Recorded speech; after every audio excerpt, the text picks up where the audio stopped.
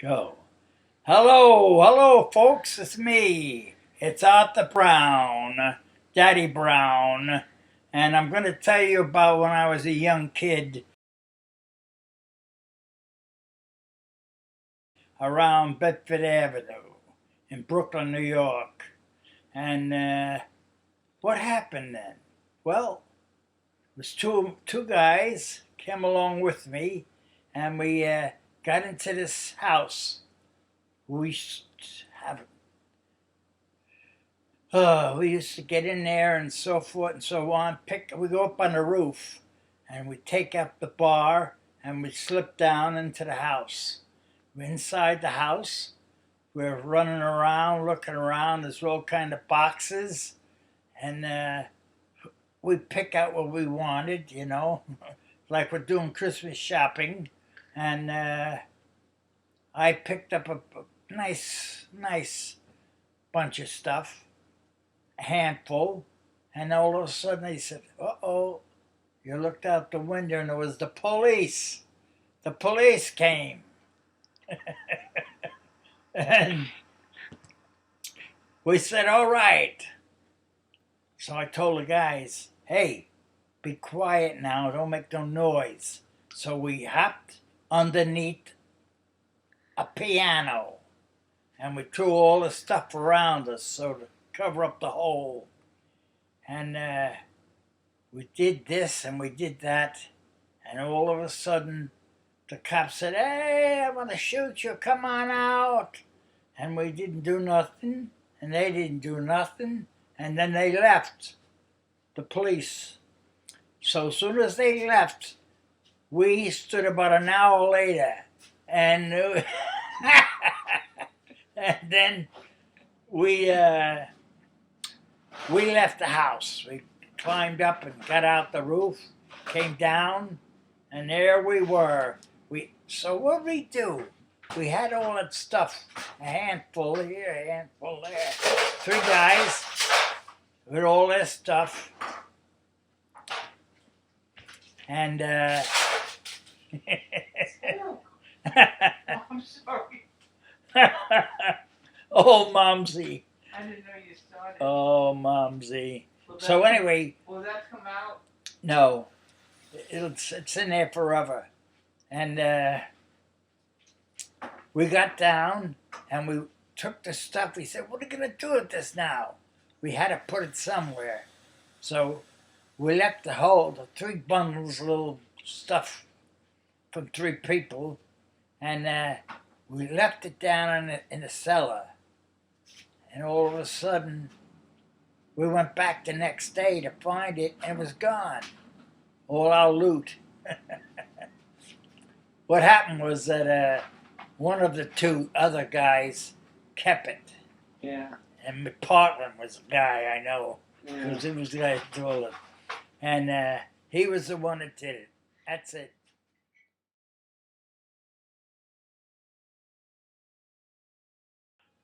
This is a funny story. We went to Maryland, Piney Point, Maryland, in 1967, and our friends had a chicken coop that they used to get all their eggs, and we had two children at the time, and Arthur was 7, and my husband Arthur said, "Why don't you go out and get those eggs for us so we can have a nice breakfast?" He said, "Okay."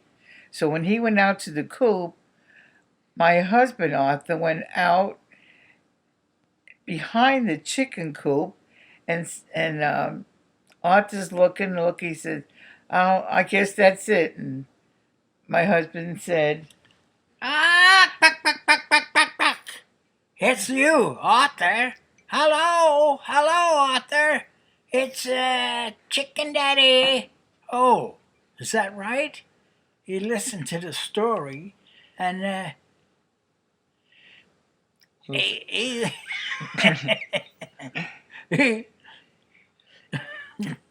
when he heard that noise, he thought the chicken was talking to him, because my husband kept saying, "There's another one. There's another egg." Oh, okay. And then, oh boy, you're not gonna like this part. My husband opened the door and said, "It was me. That was my voice." Oh, he was 7 years old, but boy, was he mad. He was really mad. That was so funny.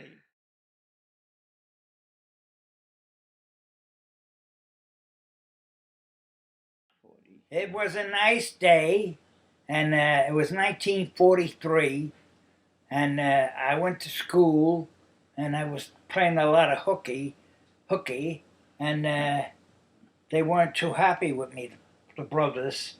So I went in, and they told me to go upstairs. I had to go see the principal. And I went upstairs, and there he was. And he said, "Brown, you did this, you did that. Do you think you should be punished?" And I says, "Oh, yeah, yes, brother." And so he says, "All right." He says, "I got to give you a few whacks with the stick on your butt."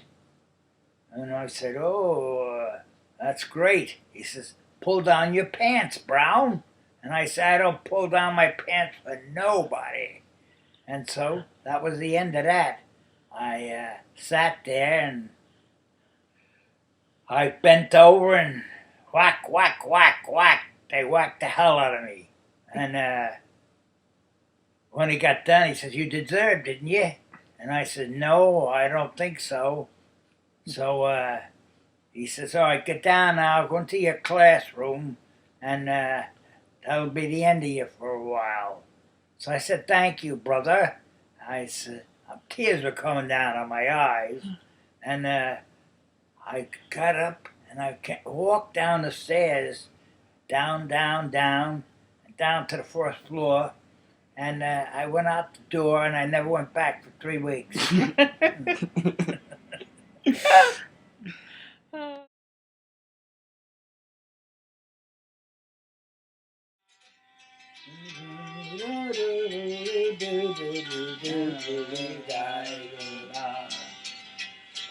Cottage door one wintry night as the snow lay on the ground.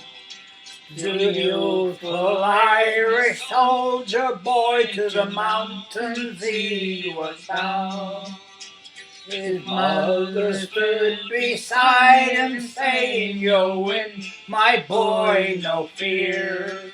And with loving arms around his waist, he tied his bandolier. Goodbye, God bless you, mother dear. I hope your heart don't break. But pray to God your soldier boy, your son, will be again. And when I'm out on the firing line, 'twill be a joy to know that you're a mother proud of an Irish soul. That is a nice song too. Yeah. It was nice, Dad. Yeah.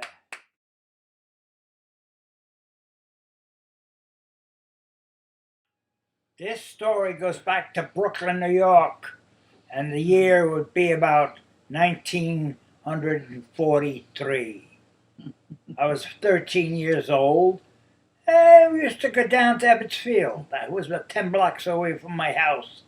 And we'd go down Ebbets Field. It's not there anymore. It's a housing project now. But at the time, it was the whole ball field was there. And we'd look around, and we went in, got through. They had sliding doors and the chain, and somehow or another we got inside the building. And we we started to take a bunch of, in other words, we had a carriage with us, so we put a whole bunch of pop bottles in the carriage, and we took them out, and we took them to different stores along the way, and we dropped them off here and there, and we made a few dollars, a few cents, and it was very enjoyable. How about the time that you wanted to see the movie? How did you get into that movie? Oh, that movie. Oh, We're talking about the Savoy? yeah. Yeah, Savoy. Yeah, I used to walk across a girder, big iron punk of metal, and get into the bathroom of the men's bathroom in the window, and I'd sneak in, and I'd be in the building, and all of a sudden, if you wanted, you could take off, and you get down to another across the street that had the Lincoln Theater, another movie house, and we'd sneak around there, sneak in the back, and they had the music and what have you, movie going on, and picture, and we'd be walking in there, sneaking in, crawling around, and So didn't one of the guys go in the theater, open up the back door where you were on the fire escape and let you guys in? Was that another movie you went to? yeah, that was the Oh, my- Savoy. Yep. Oh, Lord. Yeah. So in other words, that was about a bigger building, Oh, and that was that was something else. couldn't do that today. Yeah, Oh, no. no, we had good times. Yeah. Saw a lot of movies, and that was good times.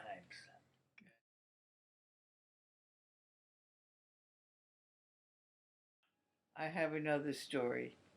1953 was probably the day that I could say that I was going to marry this man. We were on a date, and we were having a good time. And he had this jacket, and I spilled something on it. I don't know what it was, but I told him, just give me the jacket. I'll take it home. I'll clean it up, and then when you come by Friday, I'll be waiting, and we'll, yeah, with your jacket.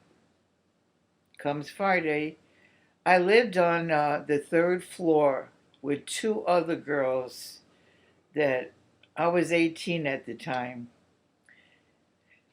Didn't have anything to eat because Arthur said he was going to take me out to dinner. Well, I waited and I waited. And I said to the girls, I'm starving. You know what they did? They made me a sandwich, wrapped it up, and took a spool of thread and tied it up and put it out the window. While they were doing that, this guy comes by in this convertible. Wasn't Arthur. I don't even think Arthur knew how to drive. And he said, hi there. I said, hi. He said, you going somewhere? I said, yeah, I'm waiting for somebody. He said, well, if he doesn't show up, I'm available. I said, yeah. No, I think I'll wait for him. I have his jacket. And that's the time the sandwich came down. I'm sorry. The sandwich came down with this guy sitting in his beautiful red convertible. And you know what? Even though it was 1953, God, that was a nice car. I don't know about the guy. So I knew where Arthur lived. So the next day, all of us walked over there, pounding on his door. He opened the door. I threw the jacket at him, and we all left. So he came and he apologized. He said he was out the night before, had a little too much to drink. And I forgave him. He was the man. I'll tell you that. And they lived happily ever after. Very good.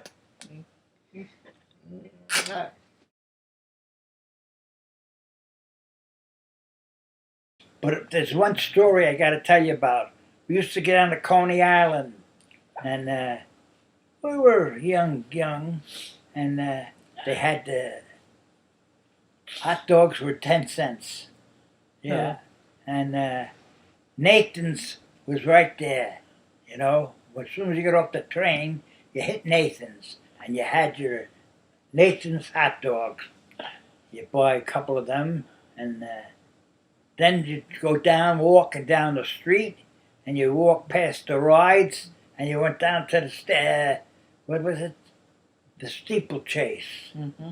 and it was a big amusement park, and What was that one thing that the parachute? yeah, You had to take your shoes off. yeah. I mean, it sounds like. I mean, you really thought you were going way. That was one of the highest rides back then. yeah. The parachute, and that umbrella or whatever they called it opened up and down you came. Yeah. Yep. It raised you up to the top, and then it ballooned out, let you go. And that was steeplechase. All Yeah. the nice rides. Yeah. You missed that, huh? Yep, I missed that. Uh, Like just like I said when I was waiting for Dad that day, I knew then that I was going to marry him. I don't know if I told you the story that I was in a home when I was a little girl, and when I left the home, I was 18. I already knew your dad, and when we were talking, he said he had his sister at the home. And I said to him, "You got to go see her." He said, "I haven't missed a Sunday yet." I said, "Good, I'm going to come with you." So I did. And the nuns called me over, and they said, "There's a gentleman that comes every Sunday to see his sister. We want you to meet him. In fact, here he comes now." I said, "Sorry, sister, you're too late. That's my boyfriend." yeah. Yep. So that's how far back Dad and I go. Those were the days. I look.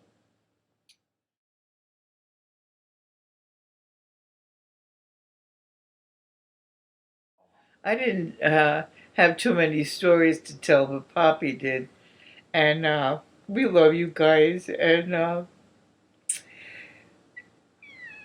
it's been 60 years of happiness. I have the best grandchildren. I have the best daughters and son. I love you guys so much, so much. And I just love you. I really and truly am the happiest every time I look at my calendar that I got. I just love you guys so much. Memories, memories. Those were the good old days. Okay, Dad. Yeah. Aw. All right, Poppy, what do you have to say to the family? Ah, Now your turn to talk, Dad. okay. I love you all, and we had a nice time tonight talking about days past, days of yore, and it was good growing up and living that life, and we had a good time. And you know what? You guys were part of that. You know, it made your thoughts.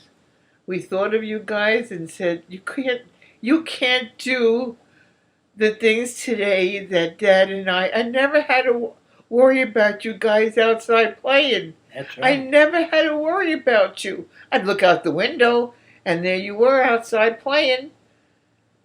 But today you can't do that anymore. You have to have play days, and God, guys, I hope you think of those days when you were little and you were able to play. Barbara and Kathy I'm talking to, and Arthur, and it was. We used to get on the train and go shopping, and it was just so different, so different.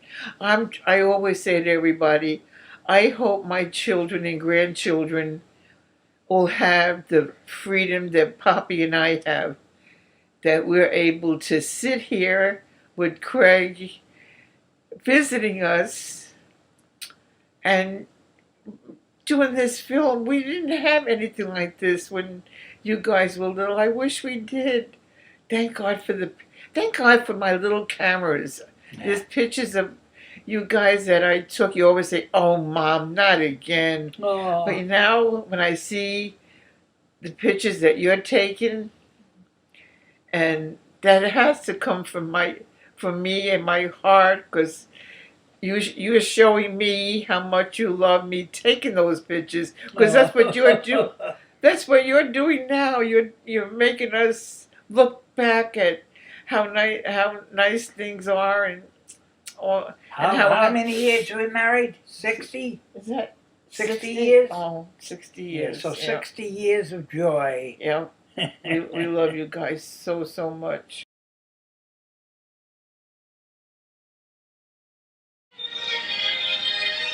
Come on, look around. That's it. Just wouldn't fall till we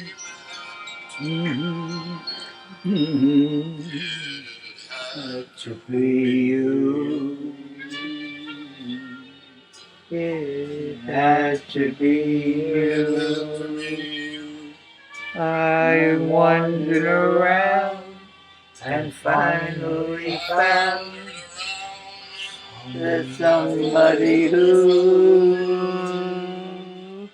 could make me be true, and he would be glad when we said thinking of you. it had to be you. It couldn't have been me. You really did. What more can I say? We love you guys. We love you all.